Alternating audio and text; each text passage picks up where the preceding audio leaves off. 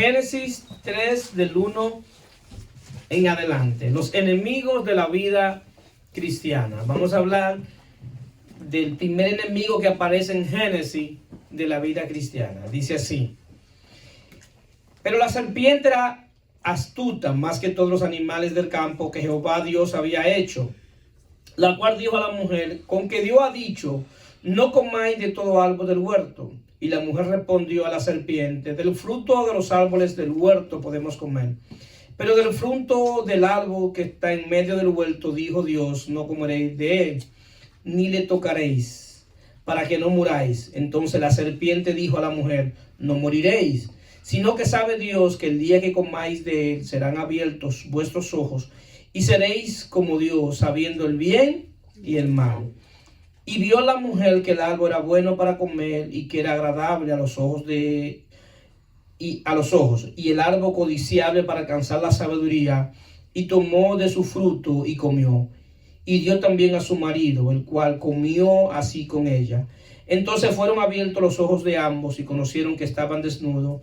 Entonces cosieron hojas de higuera y se hicieron delantales. La palabra del Señor está bendecida. Entonces hoy iniciamos esta serie titulada Los enemigos de la vida cristiana. Nosotros como hijos de Dios, como cristianos, tenemos tres enemigos con los cuales vamos a tener que batallar. Estos enemigos es Satanás y el infierno, el mundo y la carne, ligado a la concupiscencia. Entonces esos son los tres enemigos. Hoy vamos a trabajar con el primer enemigo, con Satanás, que aparece en Génesis. ¿Cómo opera Satanás? ¿Cuáles son las cosas que él hace para atacar a los hijos de Dios? Entonces nosotros tenemos que saber que Satanás quiere decir, la palabra Satanás quiere decir enemigo, oponente o adversario. Pero Satanás no nace como Satanás. El primer nombre que tenía Satanás era Lucifer, que significa ángel de luz. Entonces el nombre de Satanás es luego que es arrojado del cielo. Y también se llama la palabra diablo, que significa calumniador, el que divide y el que separa. Entonces esa es la obra de Satanás. Satanás quiere calumnia, divide y separa. También se le da el nombre del tentador, que él tienta a los hijos de Dios para que los hijos de Dios traten de suplir necesidades insatisfechas o necesidades verdaderas.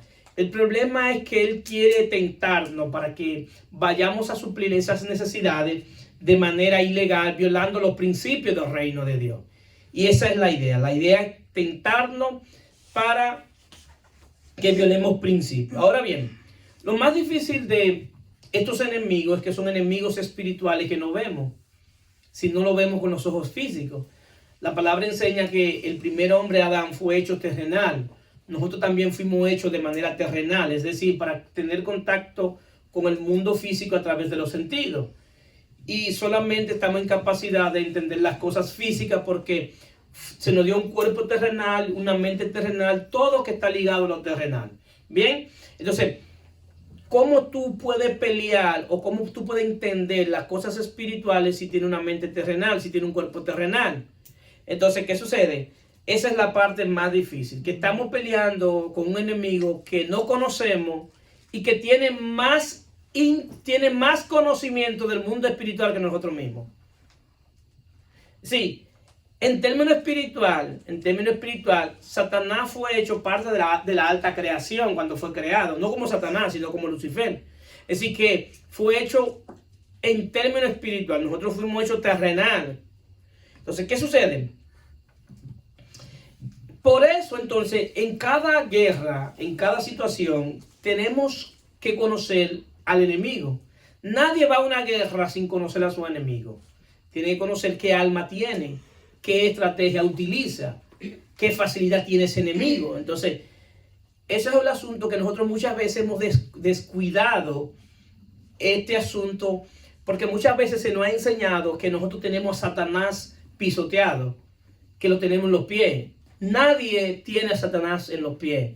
El único que tiene control de Satanás es Cristo. Es decir, que si nosotros podemos tener un conocimiento y entrar en una guerra en términos espiritual con Satanás, de resistirlo, de someternos, es si estamos en Cristo. Es si Cristo viene a habitar en nosotros. Ahora bien, ¿qué sucede? Dice la palabra y utiliza, que dice que la serpiente era más astuta que todos los animales. Y habla de la serpiente haciendo referencia porque fue el animal que Satanás utilizó. Pero ¿dónde estaba la astucia de la serpiente? Porque lo que pasa es que el texto quiere hacer una correlación de la astucia de la serpiente con la astucia que también usa Satanás. Para que nosotros podamos entender desde el mundo físico cómo Satanás actúa desde el mundo espiritual. Y dice, y la serpiente era más astuta que los animales del campo. Ahora, ¿en dónde está la astucia de la serpiente? Que está ligada a su naturaleza y a lo sensorial. Que la serpiente tiene una facultad que puede distinguir qué está a su alrededor sucediendo, aunque tenga poca visibilidad a través de la lengua. Cuando ella saca la lengua, funciona como un sensor y puede percibir lo que está sucediendo. Entonces, Satanás tiene la facultad de saber qué está sucediendo en el mundo espiritual con nosotros, aunque él no entra a nuestro espíritu. Si hay cosas que él sabe del mundo espiritual que se están manifestando en ti, que tú vas a hacer, y él sabe.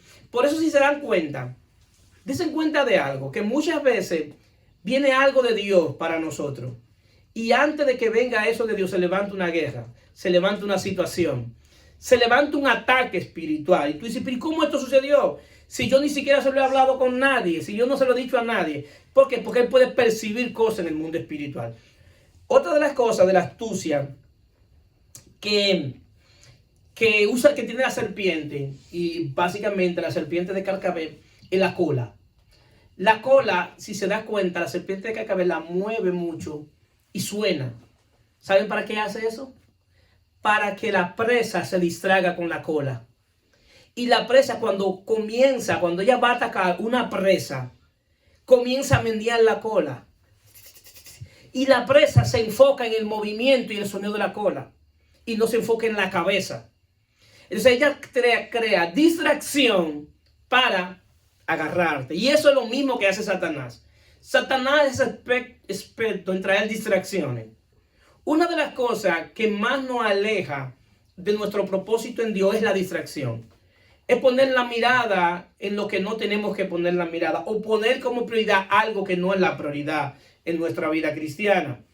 Entonces muchos cristianos no avanzan y están en el mismo lugar porque están distraídos, porque han quitado su mirada de donde tienen que ponerla, porque la palabra nos enseña, puesto los ojos en Cristo Jesús. Por eso es la palabra oportuna. ¿Por qué? Porque mientras tú tengas la mirada en Cristo Jesús, va a ser casi imposible de que tú te distraigas. Entonces, esa es la estrategia que Satanás utiliza para la distracción. Otra de las estrategias que usa la serpiente con su presa es que cuando la agarra, la asfixia para poder comérsela. Entonces Satanás muchas veces trae opresión a nuestra vida para asfixiarnos. Y eso trata de oprimirnos. Y muchas veces no solamente lo hace directamente con nosotros, pero también utiliza a otras personas que están alrededor de nosotros para traer opresión. Entonces, esa es la razón por la cual el texto habla de la astucia de la serpiente para relacionarla con la astucia que también tiene Satanás, para atrapar la presa y para no ser atrapada. Entonces, ¿qué sucede? Satanás utilizó la serpiente para hablar, porque las serpientes no hablan, pero utilizó la serpiente para hablar. Y miren cómo Satanás puede llegarle a la mujer. Y en el texto 4 dice, entonces la serpiente dijo a la mujer, no moriréis. Ahora bien, Dios le había dicho que si comieran del árbol, ¿qué iban a hacer? Morirás. Entonces Satanás viene y le habla una mentira, dice, no van a morir. Pero, ¿qué fue lo que Dios dijo? Ustedes van a morir el día que coman. Entonces él está diciendo, mira, Dios es un mentiroso. Dios te habló mentira. Dios te habló mentira. Tú puedes hacer lo que yo te diga y no te va a pasar lo que Dios dijo que iba a pasar. Entonces, ¿qué sucede? Dice, sino que sabe Dios que el día que comáis de él serán abiertos vuestros ojos y seréis como Dios, sabiendo el bien y el mal. Y vio la mujer que el árbol era bueno para comer y que era agradable a los ojos, y el árbol codiciable para alcanzar la sabiduría, y tomó del fruto y comió, y dio también a su marido, el cual comió así como ella. Nosotros vemos algo que me llamó la atención en este texto, que después que él le dice que no iba a morir y que Satanás le habla a la mujer, le hizo una impartición espiritual. Si se dan cuenta que el árbol siempre estuvo ahí, y después que ella creyó en lo que Satanás le dijo, entonces comenzó a ver el árbol diferente. Pero ¿cuántas veces quizás pasó ella frente al árbol y vio el árbol? Y la impartición de lo que Satanás le dijo hizo que cambiara la cosmovisión de ver las cosas. Eso mismo pasa con nosotros cuando escuchamos la voz de Satanás, que cambia nuestra cosmovisión de ver las cosas.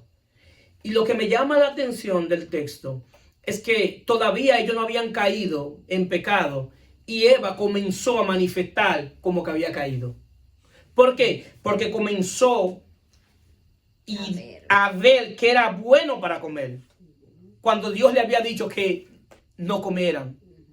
Si comenzó a manifestar una naturaleza pecaminosa sin haber pecado, de manera física. Y dice, y era agradable a los ojos, y el árbol codiciable para alcanzar la sabiduría, y tomó del fruto. La Biblia habla que el primer pecado fue comer del fruto. Ese es el primer pecado que se manifestó en términos físicos. Pero el primer pecado no fue comer del fruto. El primer pecado fue la incredulidad. ¿Qué es la incredulidad? Creerle más al diablo que a Dios. Eso es incredulidad. Después que entró en incredulidad, tuvo la codicia, que es pecado también, codició. Pero el pecado que se cuenta es el pecado que se manifestó. ¿Qué fue lo que sucedió? Que cuando Eva creyó en la mentira de creerle más a Satanás, se hizo independiente de Dios. Lo que hace que el hombre caiga es la independencia de Dios. Ella se hizo independiente. ¿Por qué? Porque comenzó a creerle no a Dios sino a Satanás, cuando le dijo no moriréis. Entonces la independencia, hacerse independiente de Dios, es lo que provoca la caída. Entonces, ¿qué sucede?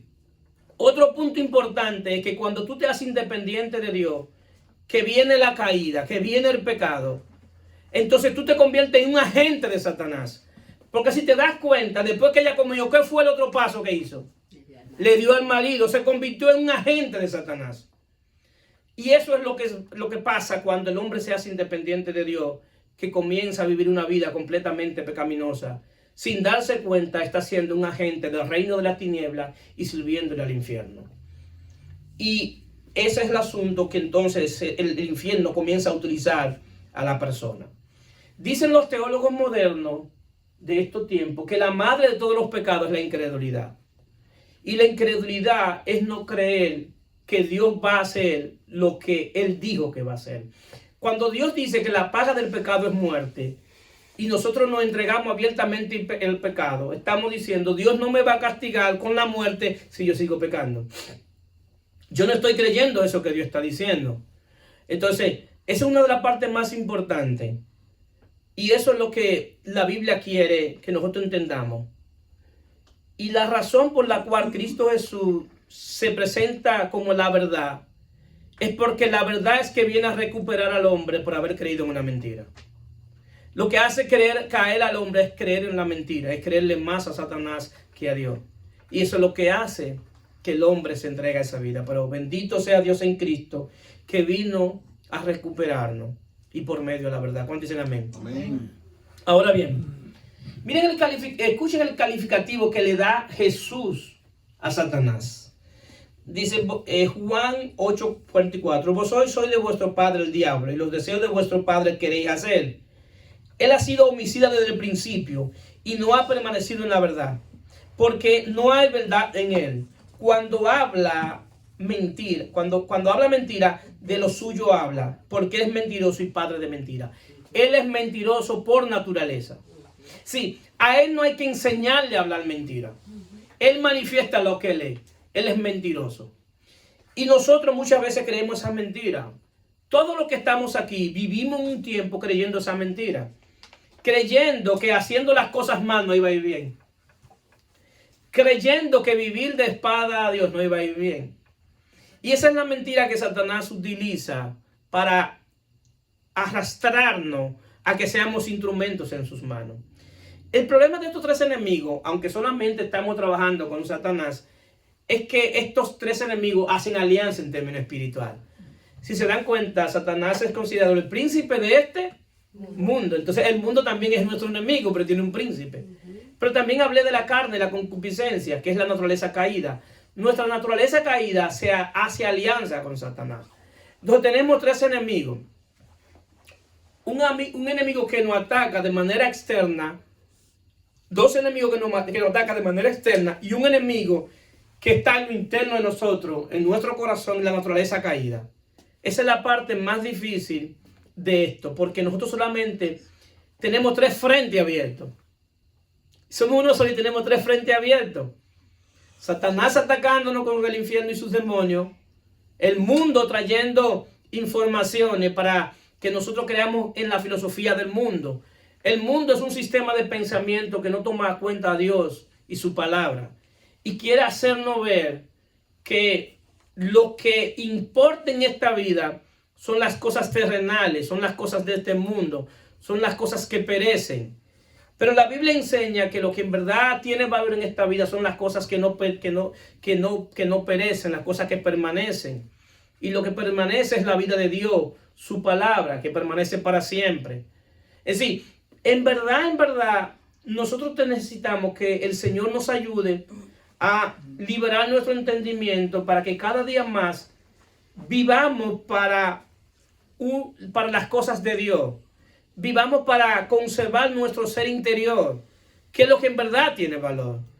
En términos físicos, el cuerpo tiene valor. Y nosotros cuidamos el cuerpo físico con buena vestidura, ¿verdad?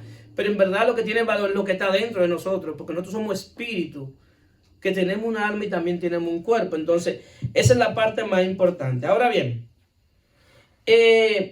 si nos damos cuenta, la estrategia principal de Satanás antes de tentarte es tratar de llevarte a la independencia de Dios.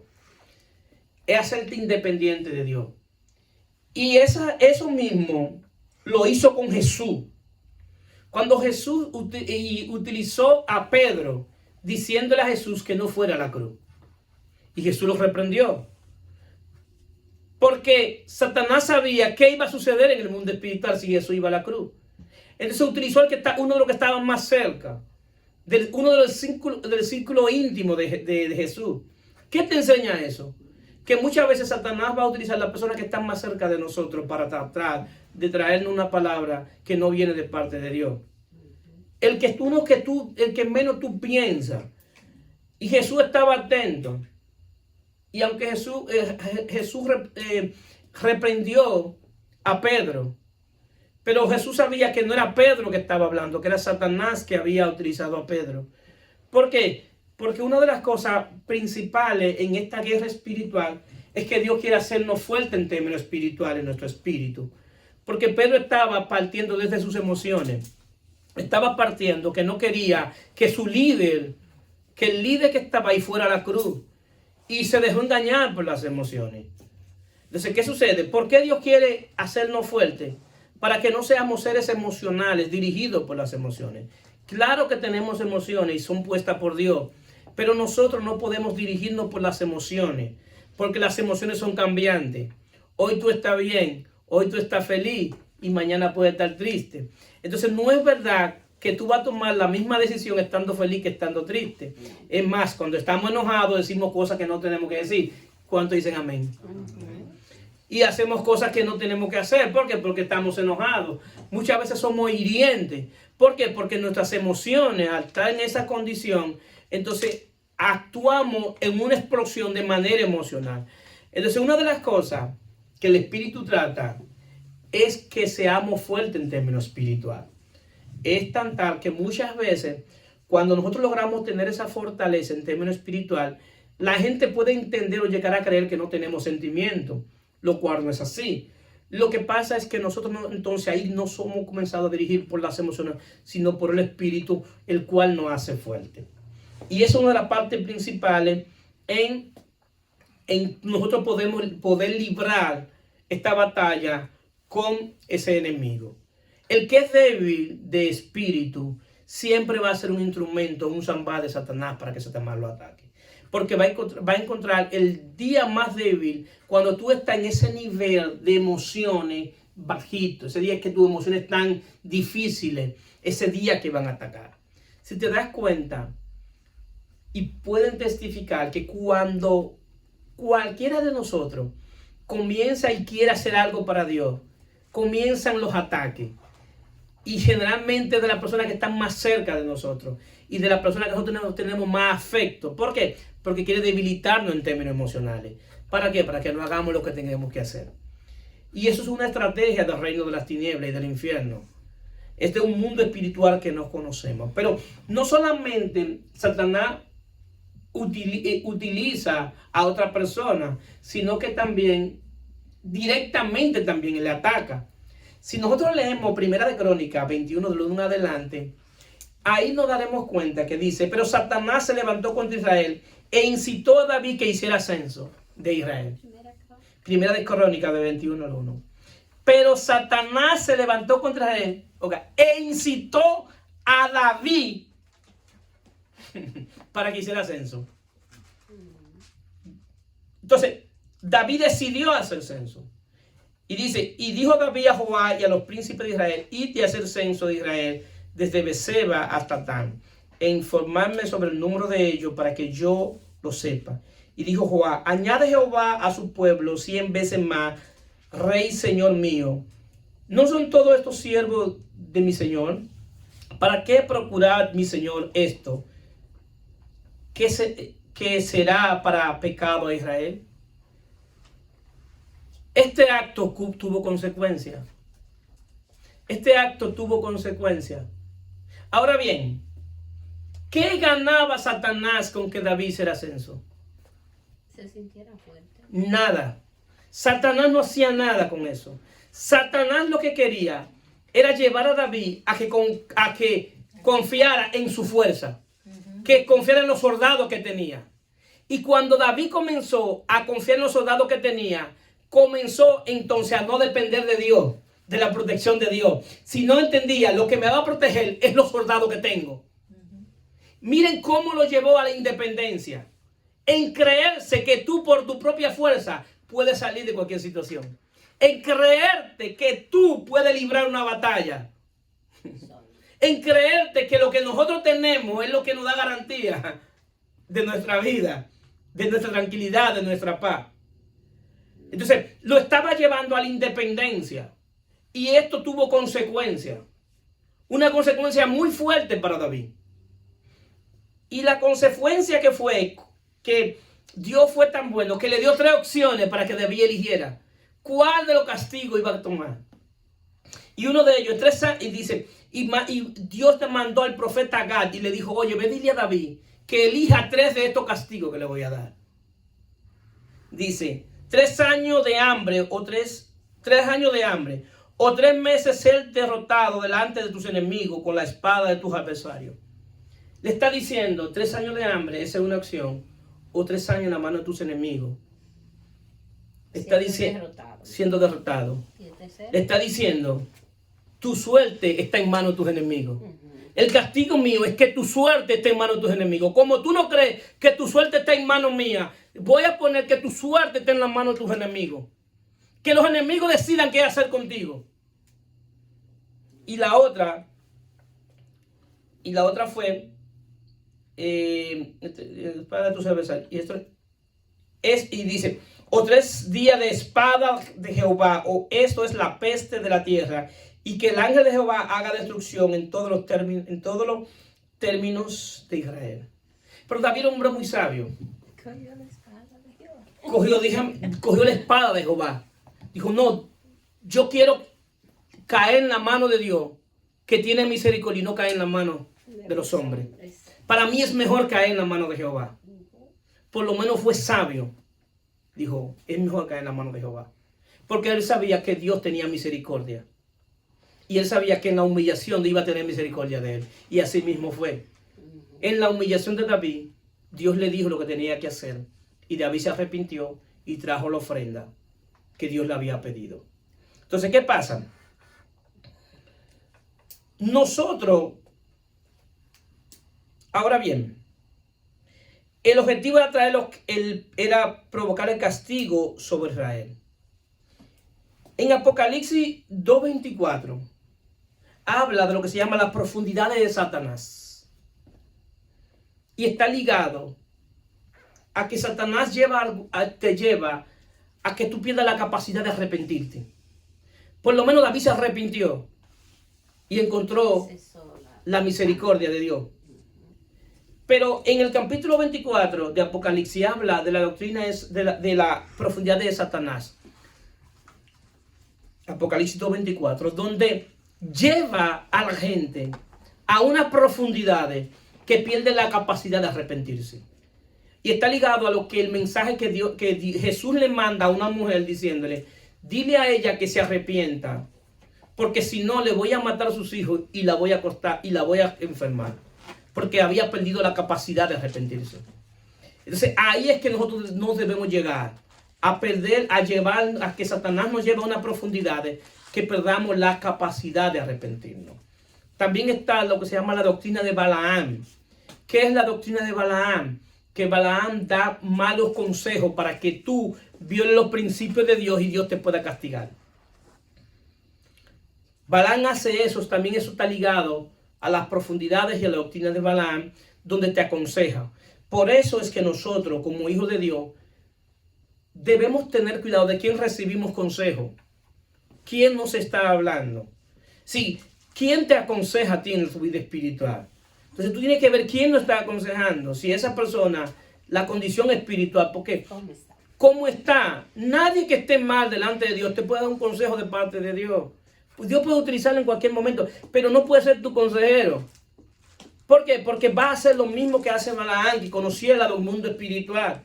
Y cuando Balaam quería maldecir el pueblo de Dios, que lo contrataron para maldecir el pueblo de Dios, yo no puedo maldecir lo que Dios ha bendecido. No hay manera de que yo lo haga.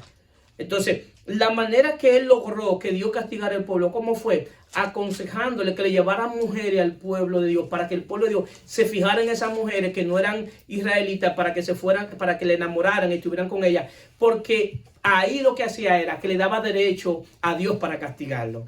Un mal consejo, miren cómo le dijo, mira, yo no puedo maldecirlo, pero si ellos se van detrás de las mujeres que no son de Israel, Dios lo va a castigar. Eso se llama la doctrina de Balaam. Eso es para que aprendamos de quién estamos escuchando consejos, porque fácilmente es el mismo diablo que nos está aconsejando y nos damos cuenta. Cuando dicen amén. Entonces, ¿qué sucede? Ahora bien, así mismo como Satanás tiene estrategia, nosotros también, la Biblia nos da estrategias a nosotros. ¿Para qué? Para que podamos resistirlo, para que podamos estar firmes, bien, y para poder vencerlo. La palabra dice que Jesús vino a deshacer las obras del diablo. Entonces, la obra del diablo está ligada a matar, robar y destruir. Y él ha venido a que tengamos vida y vida en abundancia. Ahora, por medio de la vida de él es que podemos lograr vencer. Sí, y es lo que le dije. Nadie puede pelear con el diablo directamente. En tu fuerza, no hay manera. Unido a él sí, unido a su espíritu. Santiago habla Santiago dice, y una de las primeras estrategias es, Santiago 4, 7 y 8, dice, someteos pues a Dios, resistir al diablo y él huirá de vosotros. Acercaos a Dios y él se acercará a vosotros. Pecadores, limpiad la mano y vosotros los de doble ánimo, purificad vuestros corazones. Entonces, ¿qué sucede? Someteos pues a Dios.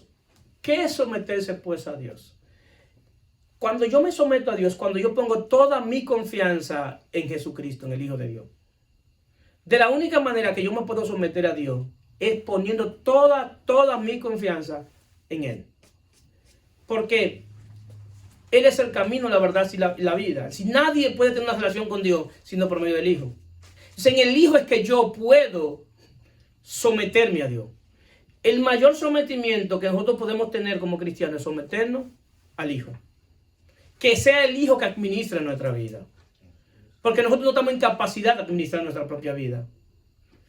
Cuando yo administraba mi vida era un desastre. Entonces yo mismo me di cuenta que yo no estoy en capacidad de administrar mi propia vida. Nuestra fe debe ser la respuesta de lo que Dios hizo en la cruz y de lo que está haciendo ahora. Si esa es nuestra fe, es confiar. Y una de las principales manifestación de la fe verdadera es la dependencia. Es depender de Dios. En cada acción de mi vida, es depender completamente de Dios. Para mantenerme siempre dependiente de Él. Entonces, ¿qué sucede? En nuestra unión con Cristo, en lo que se llama la regeneración, es que Dios nos da la capacidad de resistir.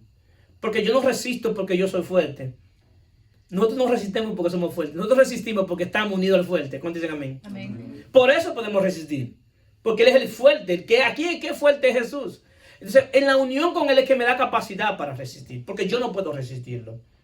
Pero Él huye de nosotros. No es precisamente porque yo resisto, sino porque yo me someto a Dios. Porque al someterme a Dios le quito todo el derecho legal que Él tiene sobre nosotros. Entonces, cuando me someto a Dios y he aceptado el señorío de Cristo, el señorío de Cristo tiene que ver con que Cristo es mi Señor. Donde yo no hago lo que yo quiero, sino hago lo que Dios quiere. Lo que Jesús quiere para mi vida. Porque cuántas cosas no queremos nosotros en nuestra propia voluntad. Pero puede ser que sea mi voluntad, pero no la voluntad de Dios. Entonces el señorío tiene que ver con tú entregas tu voluntad a Cristo. Que Él sea el que decida por tu vida. Entonces a eso está ligado el señorío. También está lo que se llama la cobertura de Cristo. Que Cristo es nuestra cabeza. Que nuestra manera de pensar debe ser cada día ir en elevación y elevándonos a la manera de pensar de Cristo. A nosotros nos dio la mente de Cristo. ¿Cuánto lo creen? Amén. Pero ¿para qué la mente de Cristo? Para tener una mente espiritual y para pensar de manera espiritual. ¿Por qué? Porque los pensamientos nuestros son los pensamientos de Dios. Los pensamientos de Dios son muy altos y nosotros somos muy bajos. Entonces, ¿qué sucede? Dios no va a descender a pensar como nosotros pensamos, sino que nos eleva para que pensemos como Él. Por eso dice que nos bendijo con todas bendiciones en lugares celestiales y nos sentó en lugares celestiales. Es decir, miren la dinámica del cielo con nosotros. Que cuando nosotros caímos en los más bajos. Cuando cayó Adán, en los más bajos caímos. Cayó Adán y caímos todos.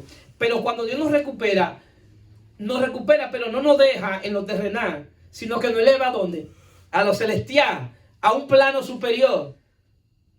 Es decir, una cosa es estar en Cristo y otra cosa es estar en la religión, señores. Nosotros tenemos el Espíritu de Dios. Y el Espíritu de Dios tiene la capacidad para hacer entender todas estas cosas. El Espíritu de Dios tiene la capacidad de hacer que veamos en el mundo espiritual lo que nos estamos viendo.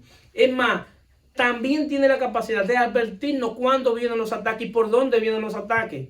¿Qué se está levantando? ¿Qué está sucediendo alrededor de nosotros? Lo que pasa es que nosotros no nos detenemos a ver las cosas. ¿Y por qué suceden las cosas? Nosotros vivimos un mundo físico que es dirigido por un mundo espiritual. ¿Por qué ustedes creen que cuando queremos verdaderamente decimos, me voy a firmar, vienen situaciones difíciles, me voy a meter con Dios, como decimos en buen dominicano, vienen las situaciones difíciles? Porque hay un mundo espiritual que está pendiente a los movimientos que tú hagas. Hay un mundo espiritual, hay espíritus que están tratando de conquistar. ¿Por qué? Porque la grandeza de todo reino, ¿sabe cuál es? En la capacidad de conquistar territorio. Los reinos se hacen fuertes cuando conquistan territorio. Y así mismo como el reino de Dios ha venido conquistando territorio, tierra. Así mismo el reino de las tinieblas está tratando de conquistar territorio, tierra. Porque los espíritus, la tierra fue hecho para espíritu con cuerpo. Y los espíritus necesitan un cuerpo. Y quiere conquistar ese cuerpo. ¿Para qué? Para tener más territorio. Porque mientras más territorio tiene, más fuerte es el reino. Y más respetado es el reino. Por eso es la razón de aquellos tiempos que ustedes ven que los reyes trataban de conquistar diferentes tierras para hacerse más fuertes. Entonces ese mismo sucede en el mundo espiritual. Que esos espíritus están tratando de ganar territorio. ¿Para qué? Para que seamos instrumentos en las manos de ellos. Y muchas veces hemos sido instrumentos en las manos de ellos sin darnos cuenta por nuestra ignorancia.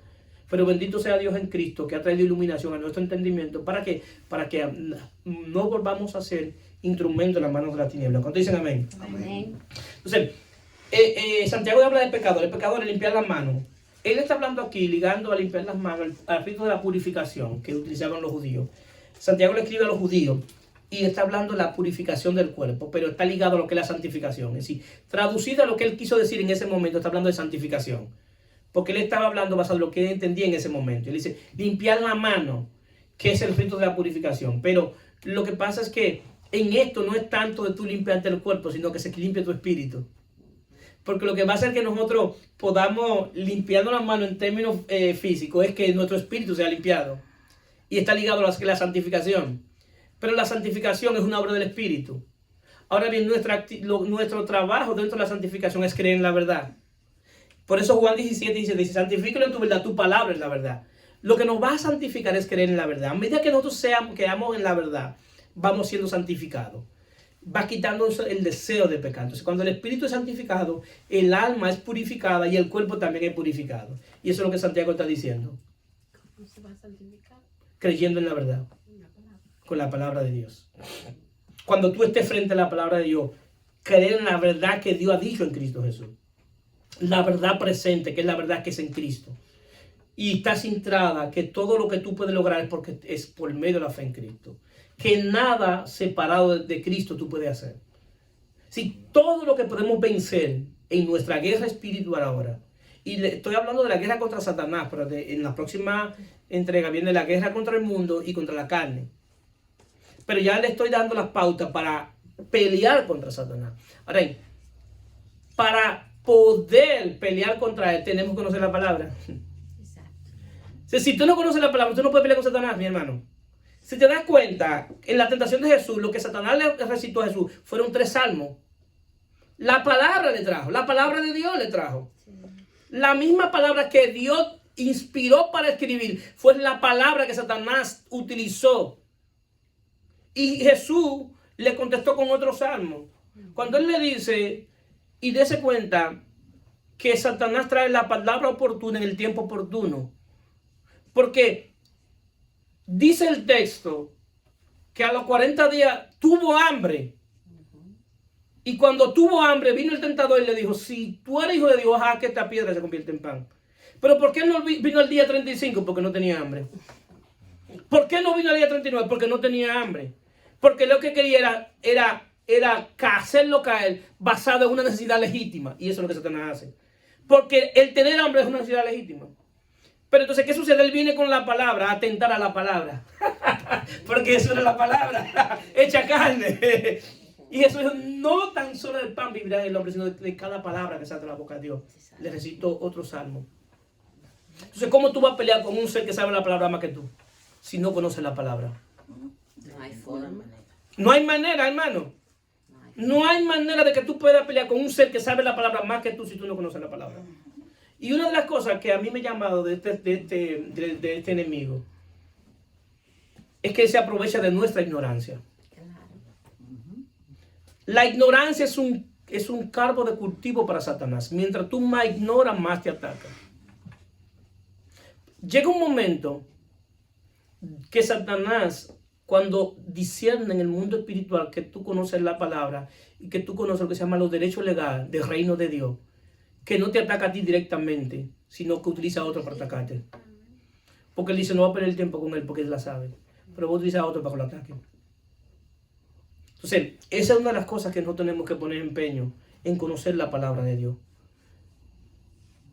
Pero el que más se beneficia en conocer la palabra de Dios somos nosotros mismos. Así es. Somos nosotros mismos. Y esto es más beneficioso que un buen empleo, señores. La verdad que sí. Es más beneficioso que un buen carro. Es más beneficioso que una buena casa.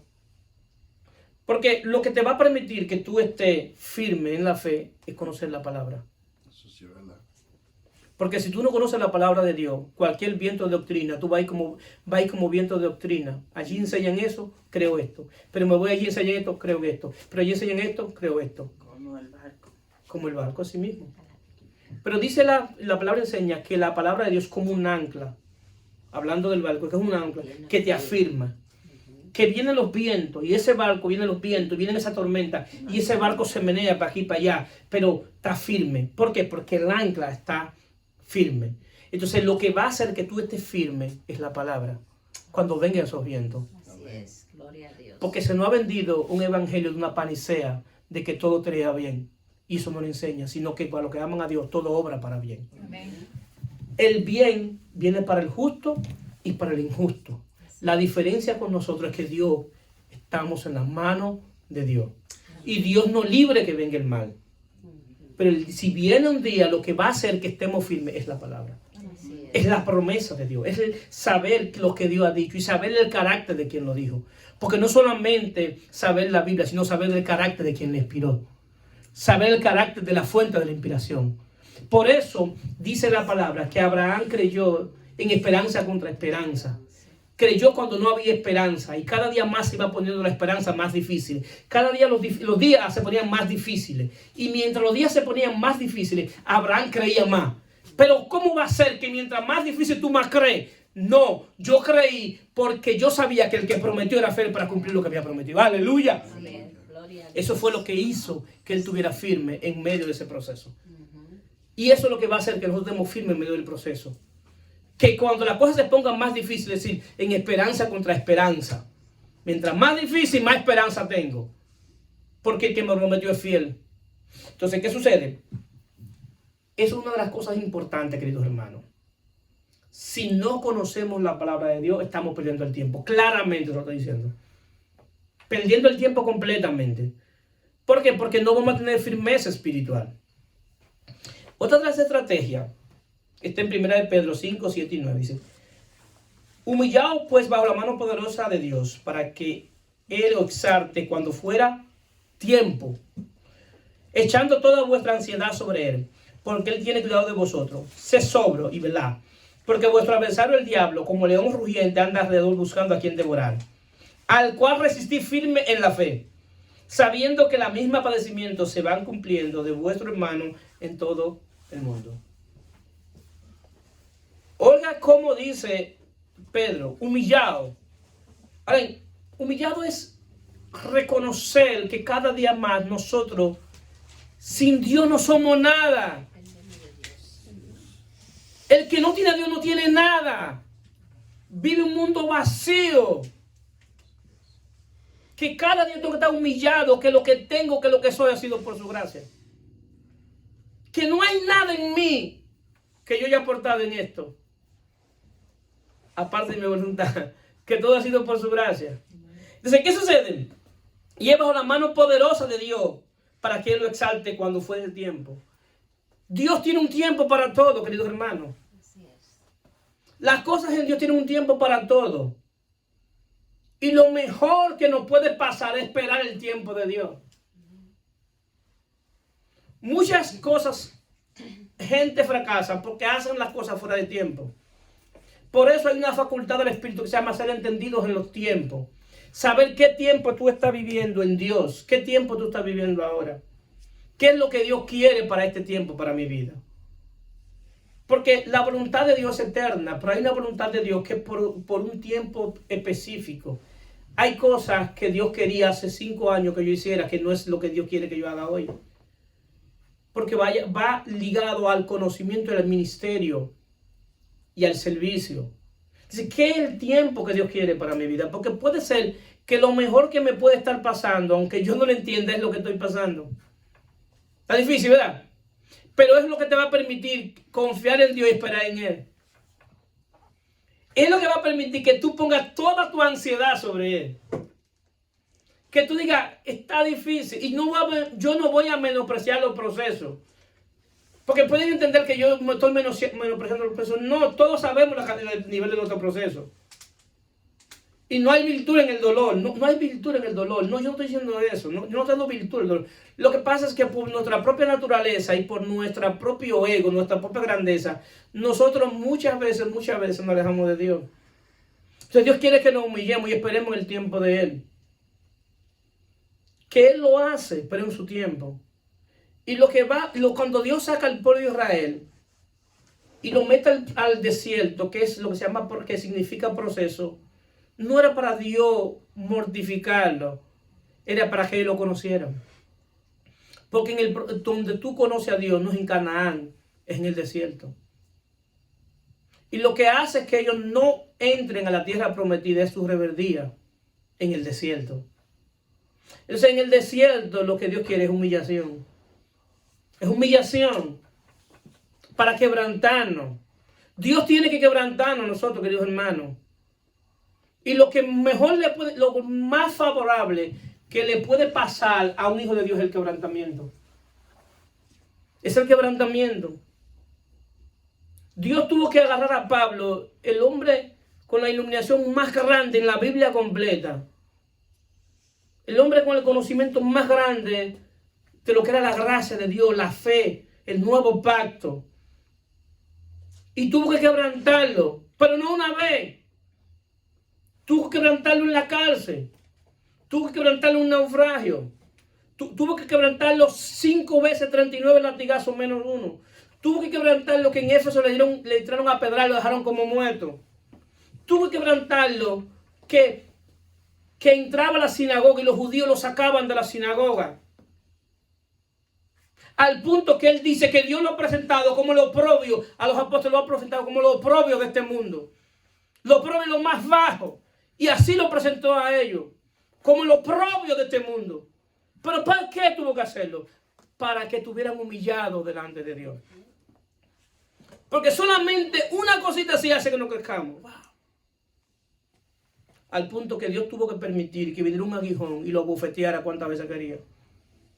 Para que no se saltara. Porque era tanto que él tenía de Dios que si no permitiese aguijón, se iba a saltar creyendo que era la última Coca-Cola del desierto. ¿Acaso eso mismo no nos puede pasar a nosotros? ¿Qué nos pasa? Que nos pasa constantemente. Entonces muchas veces Dios tiene que utilizar procesos para humillarnos y para que nosotros nos humillemos delante de Él y esperemos el tiempo de Él. Entonces, echando toda ansiedad sobre Él.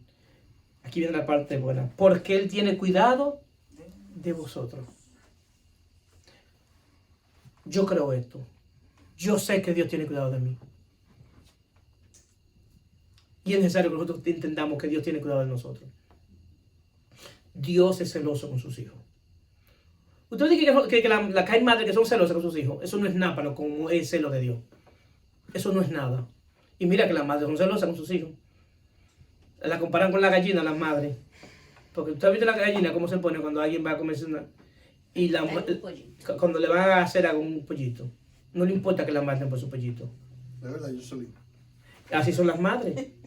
Y el celo de la madre no se compara con el celo de Dios con sus hijos. Entonces, ¿qué sucede? Sé sobrio y velad, porque vuestro adversario el diablo, como león rugiente, anda alrededor buscando a quien devorar. No es que es un león, es que anda como león.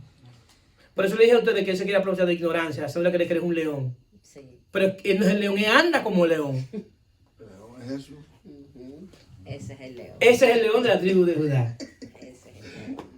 Ese es el león. Pero él anda como león, no es que león, como león, buscando a quien devorar. Ahora, ¿a quién él busca devorar? A los que no resisten en la fe. Escuchen esto. Él busca, porque no está hablando. Recuerden algo. La Biblia es una carta escrita para los cristianos. Porque la Biblia es carta que se leía en la iglesia cristiana. Entonces no está hablando de gente que está allá afuera, sino de gente que está ¿dónde? Adentro. Entonces está buscando gente que están aquí dentro, buscando a quién de nosotros puede devorar. De los que están aquí. Porque los que están allá afuera están en sus manos. Están tranquilos. Él no tiene que devorarlo, ya él lo está devorando. Ya se lo tragó. Sí. Pero él está buscando gente que están aquí dentro, buscando a cuál va a devorar. Ahora ahí, él anda como buscando, anda así viendo. Ok, ¿quién no está firme en la fe? Juancito, para mencionar. Pues Juancito que yo me voy a devorar. Porque ese que no está firme. Porque lo que va a hacer que tú resistas es la fe. Es decir, no es que yo resisto, que yo me fuerte. Es la fe en Cristo que me hace resistir. Es lo que me hace fuerte. Y una de las estrategias más grandes que él tiene es en el momento difícil para atacarte. Pero vamos a llegar ahí. Sabiendo que los mismos padecimientos se van cumpliendo en vuestros hermanos en todo el mundo. Ahí viene. Por eso yo estoy en contra de un falso evangelio. Y una de las cosas que yo he aprendido, que de Dios no procede nada falso. Dios puede aprovechar cualquier mala predicación para atraer a la gente, pero no porque nace de Dios, me explico. Dios no utiliza estrategias falsas o mentirosas para atraerte. Dios lo que sí puede aprovechar eso para sacarle beneficio, me explico. Hay quienes tienen una situación de matrimonio y dicen, ven a Cristo para que arregle tu matrimonio. Hay gente que tiene bancarrota. Ven a Cristo para que te arregle tu bancarrota. Dios puede hacerlo, sí, claro que sí, pero eso no es el evangelio. ¿Por qué? Porque lo que tú necesitas es salvación de tu alma. ¿Para qué? Para que Dios te enseñe a tomar buenas decisiones. Porque el día que Dios salve tu alma, libre tu entendimiento y te llene de Él, tú vas a tener la inteligencia de Dios, la sabiduría de Dios para tomar las decisiones. Entonces, ¿qué sucede? Le enseña mucha gente a la gente, ven a Cristo para que Cristo te salve, y si no para que te sane. Te enfermo, ven para que te sane, y si Dios no le place sanarte. Entonces la gente muchas veces desarrolla una fe basada en lo que le enseñaron por primera vez. Ven a Cristo para que te sane, y viene Cristo y lo sana. Después que es sano, ¿qué pasa? No tienes razón de estar en el evangelio, porque ¿a qué vino Él? A ser sano físicamente. Entonces lo que la gente necesita, la salvación de su alma, es lo principal, ese es el evangelio. Entonces por eso la fe correcta tiene que estar en el evangelio correcto. Lo que nosotros necesitamos es salvación. Es salvación. Por eso el evangelio de la prosperidad es una farsa del mismo infierno. Es una farsa del mismo infierno. Y Dios prospera, claro que sí. Pero eso no es el evangelio. Amén. O sea, digo esto porque dice, sabiendo que los mismos padecimientos van cumpliendo vuestros hermanos en todo el mundo. Es decir, que el hecho de que tú seas cristiano no quiere decir que no vas a tener padecimiento. Ese es el punto que quiero decirle, queridos hermanos. Yo quedé impactado el día pasado que había un predicador que ya murió. Y a mí se me abrieron los ojos.